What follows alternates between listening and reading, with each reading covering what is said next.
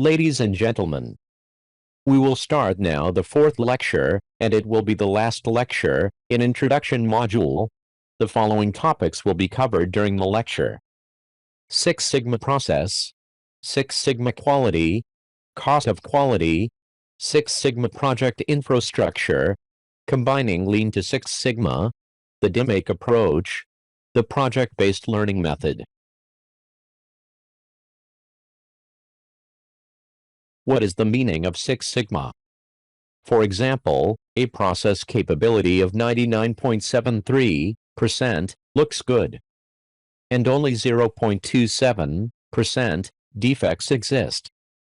However, that is meaning in 1 million opportunities, there are 2,700 failures, or defects, or it can be written, 2,700 DPMO, defects per million opportunities. Does this look okay?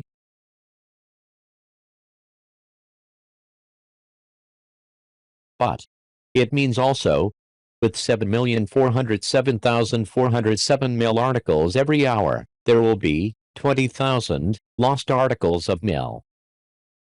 Power outages, 7 hours each month.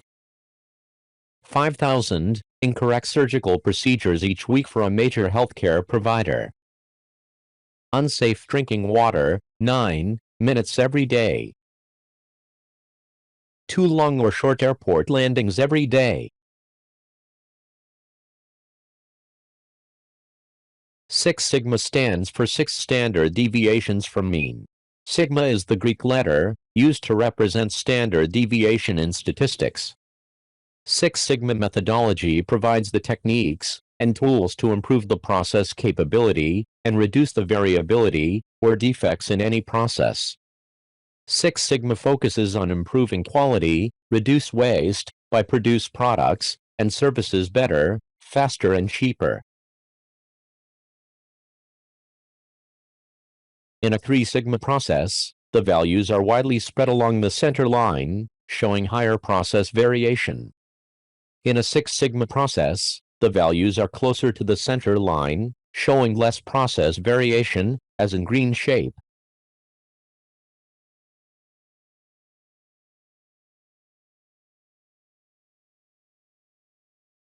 The meaning of Six Sigma quality is as the following. For a pizza delivery business, and you set a target of delivering pizzas within 25 minutes of receiving the order, during a period of 1 year, or 1 million orders. If you achieve that 68% of orders are delivered within that limit, you are running at 1 Sigma. If you achieve at 99.9997% of all orders, then you are at 6 Sigma, or you are late on average only 3.4 times out of every 1 million orders. That is fundamentally how Six Sigma measures quality. It measures the variance and does not rely on the mean. Let us make an exercise to calculate the Sigma level and understand it. You are a quality manager in a TV remote-controlled factory. Your production mill produces 200 pieces per day, 6,000 pieces per month. After quality check for each piece, you find 400 pieces defective per month. What is your Sigma level? If the CEO wants to achieve Six Sigma level, what is the maximum allowed number of defective pieces per month?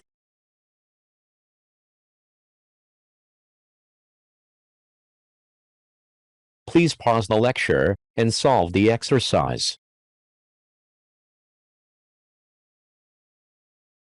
Percentage of defective pieces is equal to 400 over 6,000, which is equal to 0.0666, or in percentage is equal to 6.666%, which is equal to 66,666 PMO. It is 3 Sigma level. For 6 Sigma level, percentage of defective TV remote control should be less than 0.00034%, meaning 0.0204 per month, which is equal to 0.2448 per year, or 1 per 4 years. To achieve Six Sigma level, the accepted number of defective TV remote control is only 1 every 4 years, instead of 400 pieces per month, which is 3 Sigma level.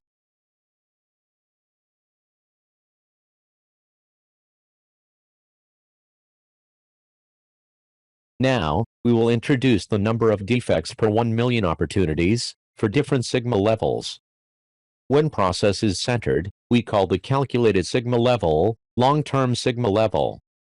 For 1 sigma level, the number of defects per 1 million opportunities is 317,300. For 2 sigma level, the number of defects per 1 million opportunities is 45,500. For 3 sigma level, the number of defects per 1 million opportunities is 2,700, and this is the traditional quality. For 4 sigma level, the number of defects per 1 million opportunities is 63. For 5 sigma level, the number of defects per 1 million opportunities is 0.5733. For 6 sigma level, the number of defects per 1 million opportunities is 0.00197, or 2 defects per billion opportunities, and this is the world-class quality.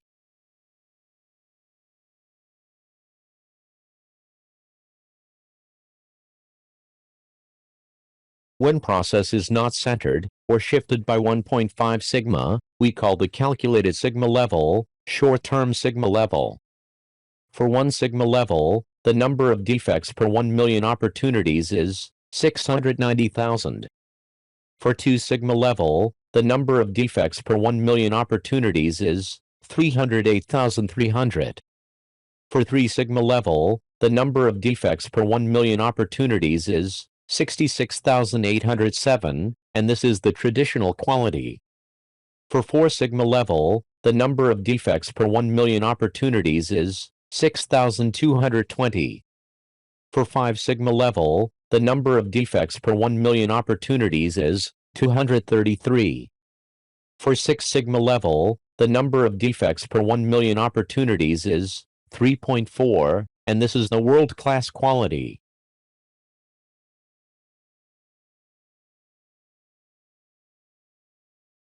When we collect the data for short term, the quantity of collected data will be small and in short period of time. So, we have a high probability for shifting of the mean. However, when collecting data for long time, the data will be huge and contains different samples from different time period. The resultant mean value will be centered. 6 sigma quality for long term. This is a centered 6 sigma. The process is symmetrical, not shifted from the mean, with 0.002 dpmo. 6 sigma quality for short term. This is not a centered 6 sigma. The process is shifted by 1.5 sigma, with 3.4 dpmo.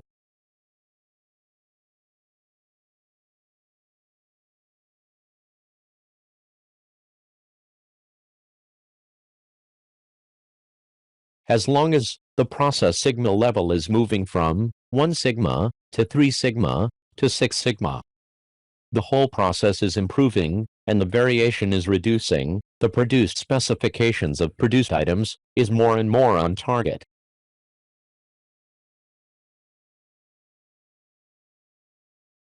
Six Sigma process improvement mechanism. The suppliers will supply the process with the inputs. The inputs are turning into process outputs by performing the business process on them. The customer will define the quality by defining the specification levels. Comparing the specifications of the process outputs to the critical customer requirements, we will specify the defects. We want to keep the process inside the upper and lower specification limits for all the time.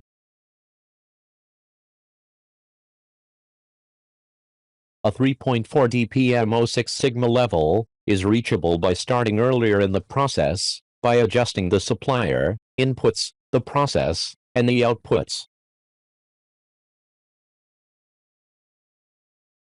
Cost of quality, COQ, is defined as a methodology that allows an organization to determine the extent to which its resources are used for activities that prevent poor quality, that appraise the quality of the organization's products or services, and that result from internal and external failures. Having such information allows an organization to determine the potential savings to be gained by implementing process improvements. Cost of poor quality, COPQ, is defined as the costs associated with providing poor quality products or services. There are two categories. Internal failure costs are costs associated with defects found before the customer receives the product or service. Internal failure costs are incurred to remedy defects discovered before the product or service is delivered to the customer. These costs occur when the results of work fail to reach design quality standards and are detected before they are transferred to the customer.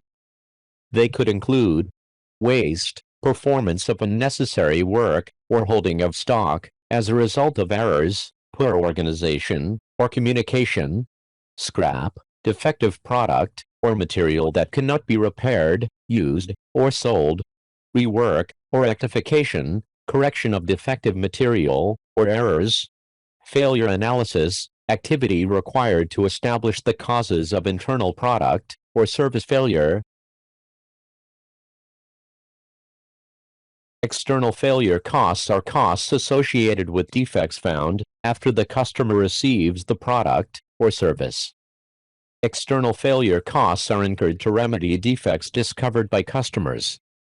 These costs occur when products or services that fail to reach design quality standards are not detected until after transfer to the customer.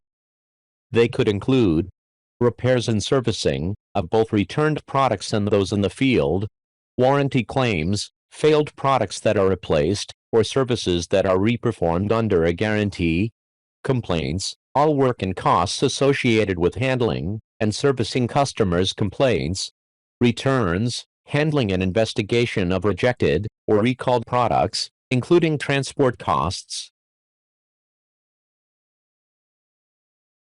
Cost of good quality is defined as the cost needed to provide good quality products or services. There are two categories: appraisal costs, which are associated with measuring and monitoring the activities and related to the quality. These costs are associated with the suppliers and customers' evaluation of purchased materials, processes, products, and services to ensure that they conform to specifications. They could include verification, checking of incoming material, process setup, and products against agreed specifications, quality audits, confirmation that the quality system is functioning correctly, supplier rating, assessment, and approval of suppliers of products and services. Prevention costs are incurred to prevent or avoid quality problems. These costs are associated with the design, implementation, and maintenance of the quality management system. They are planned and incurred before actual operation, and they could include product or service requirements, establishment of specifications for incoming materials, processes, finished products, and services, quality planning, creation of plans for quality, reliability, operations, production, and inspection, quality assurance, creation and maintenance of the quality system, training, development, preparation, and maintenance of programs. The x-axis is the quality level, which moves from 0% conformance on the left to 100% conformance on the right. As you move from 0% conformance to 100% conformance, the prevention and appraisal costs increase linearly. Similarly, the failure costs, internal plus external, begin decreasing sharply. In the model of the total cost of quality, which is the sum of poor quality cost and good quality cost, which is represented by a bowl-shaped curve. The low point of the bowl-shaped curve is called the economic conformance point. This point represents the lowest possible cost of quality that a company can expect to see. This point is the balance between the costs associated with preventing a problem from occurring and the costs of dealing with the problems that do occur. When we apply the Six Sigma philosophy, we will have a new cost of appraisal plus prevention, cost of good quality, which is in dark green curve. The new curve has a much lower cost due to applying Lean Six Sigma, which result in a new economic conformance point, which is higher quality level, with less cost. To achieve this, Six Sigma uses a methodology known as DMAKE. Define opportunities, measure performance, analyze opportunity, improve performance, control performance. Six Sigma methodology can also be used to create a brand new business process from ground up, using DFSS, designed for Six Sigma principles. Six Sigma project infrastructure has 5 main levels: leadership, champion, master black belts, green belts. Green belts are Six Sigma project leaders capable of forming and facilitating Six Sigma teams and managing Six Sigma projects from concept to completion. Green belt training consists of 5 days of classroom training and is conducted in conjunction with Six Sigma projects. Black belts are technically oriented individuals held in high regard by their peers. They should be actively involved in the process of organizational change and development. Candidates may come from a wide range of disciplines and need not be formally trained statisticians or engineers. Black belts receive 160 hours of classroom instruction, plus one-on-one project coaching.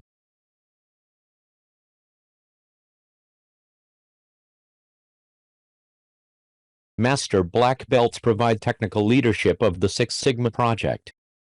They must know everything the black belts know, and highest level of technical and organizational proficiency, well as understand the mathematical theory on which the statistical methods are based. Six Sigma champions are high-level individuals who understand Six Sigma and are committed to its success. In larger organizations, Six Sigma will be led by a full-time, high-level champion, such as an executive vice president.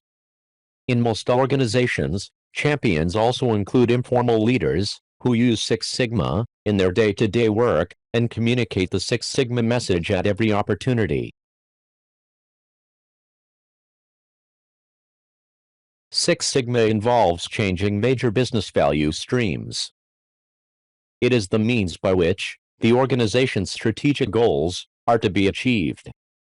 This effort cannot be led by anyone other than the leader, for example CEO, who is responsible for the performance of the organization as a whole.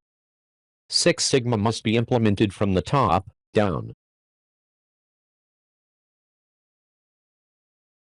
DMAKE, define, measure, analyze, improve, control. DMAKE is a structured, disciplined, rigorous approach to process improvement consisting of 5 phases, where each phase is linked logically to the previous phase, as well as to the next phase.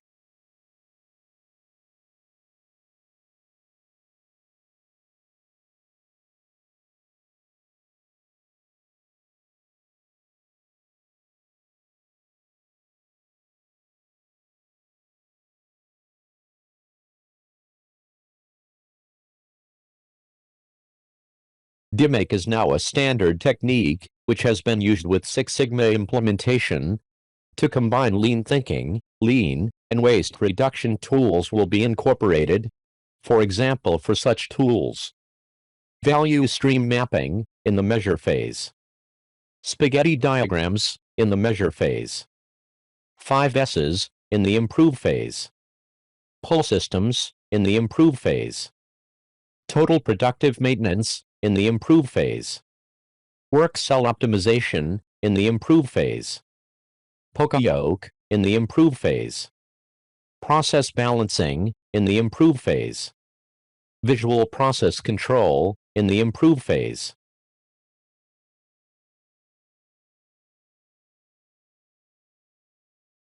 In define phase, we will define business drivers, customer critical processes, define project, and develop implementation plan.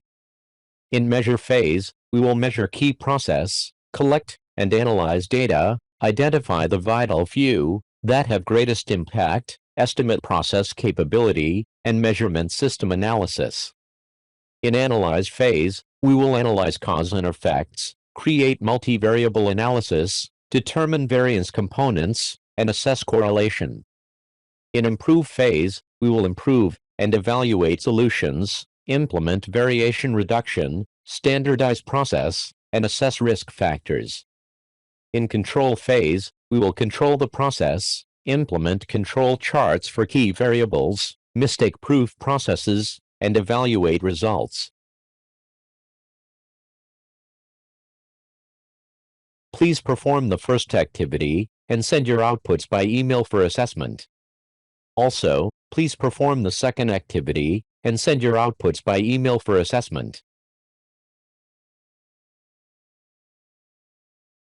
Project-based learning is a teaching method in which students gain knowledge and skills by working for an extended period of time to investigate and respond to a real-world and personally meaningful projects.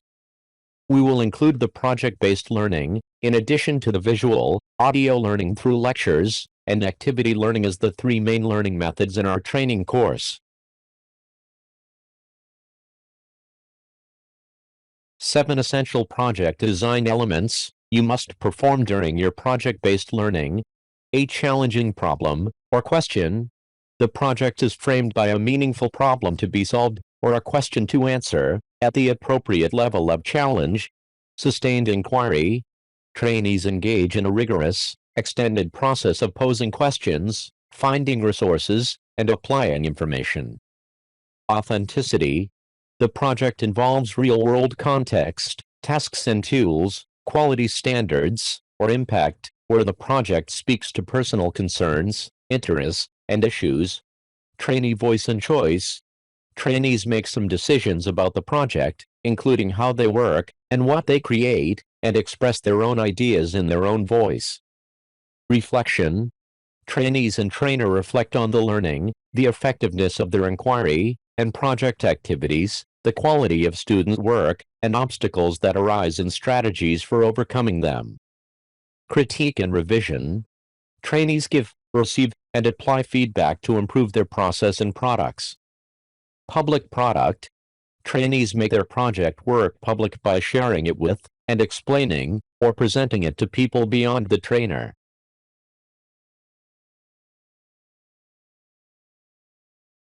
See you in the next module, Define module, which is the first phase of DMAIC methodology. However, please do not move to the next module before being very sure with the covering topics in the introduction module, especially the fundamentals of statistics. Thank you.